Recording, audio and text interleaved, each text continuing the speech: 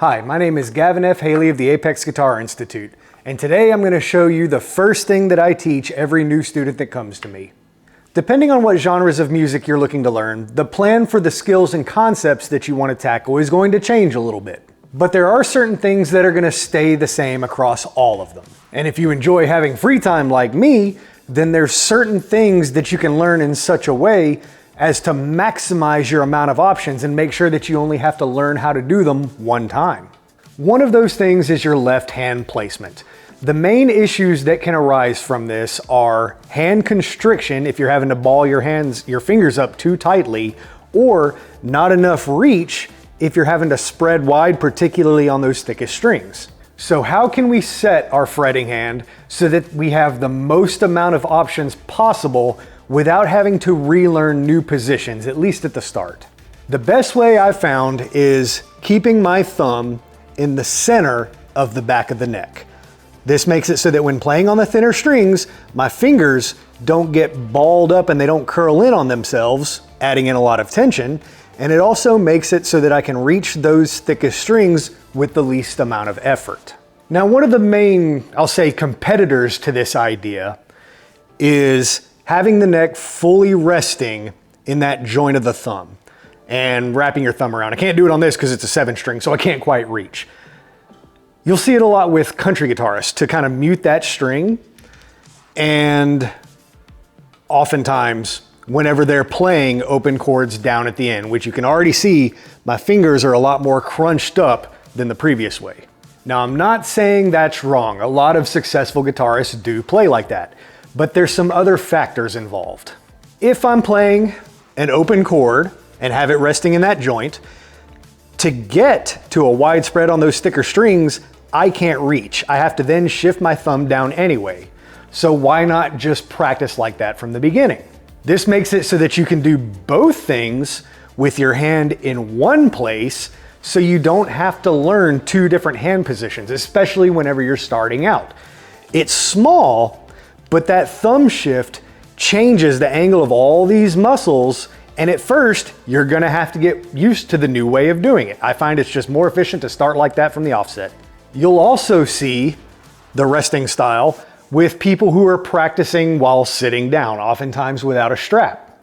In that instance, they have to support the neck to keep it from sliding down, especially if it's like a large, bulky acoustic.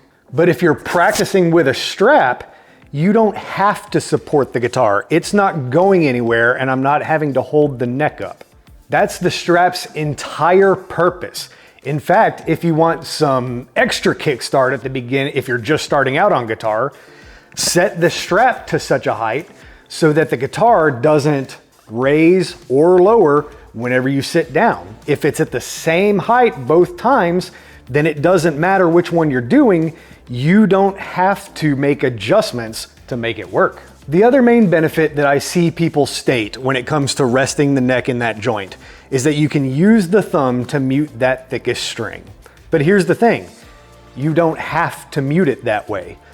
If I were to make an open C chord, keep in mind this is a 7-string, so this thickest string doesn't exist for most of you guys probably, that ring finger can handle the muting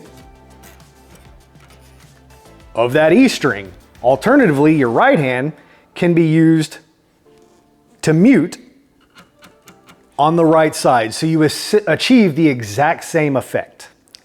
Reiterating, that other way isn't incorrect, but you want it to be as efficient as possible when you're starting out because you have many other things that you're trying to learn at the exact same time as your left hand placement.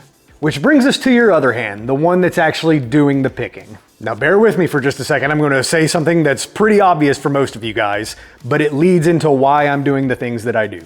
When you pick a string, there's a couple things happening. The string is a solid object, surprise, surprise.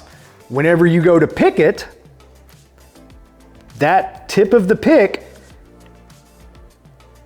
has to cross over, right? That means there's a very slight delay from when you actually make the picking motion and that sound coming out when the pick actually crosses that string. And if you're using a thinner pick, that issue is only made worse because then the pick can actually bend and increase the amount of that delay, which is gonna slow you down in the long run. So how do we get around this? How do we minimize the flexibility that the pick has just from being a pick and minimize the delay between touching the string and actually crossing over? Well, it's all in the way that you hold it, with the goal of keeping the pick as stable as possible for as long as you can. The idea is that you want to use your index finger and get as much of it as you can up under that pick. And that's gonna help kind of minimize the bending whenever you're coming upwards, right? That index is blocking it off. Then, to keep the pick whenever you're actually hitting the strings from rotating and adding in a little bit of delay, your thumb comes down on top.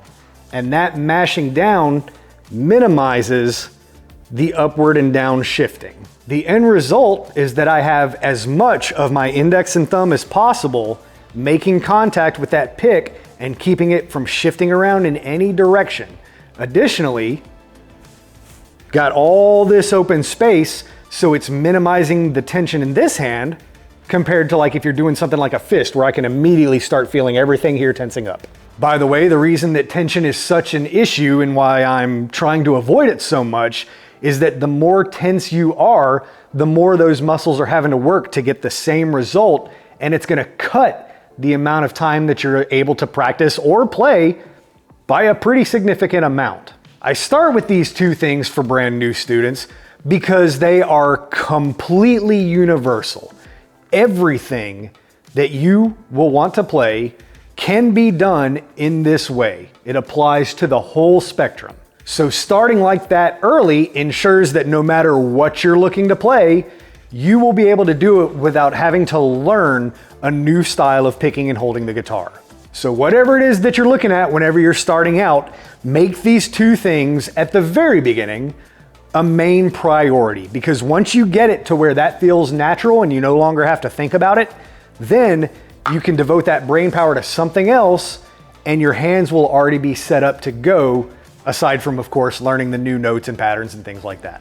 I firmly believe that these ideas will give you new guitarists a firm starting point that you can expand upon much more easily. So until next time, play loud, be heard, and I'll see you on the next one.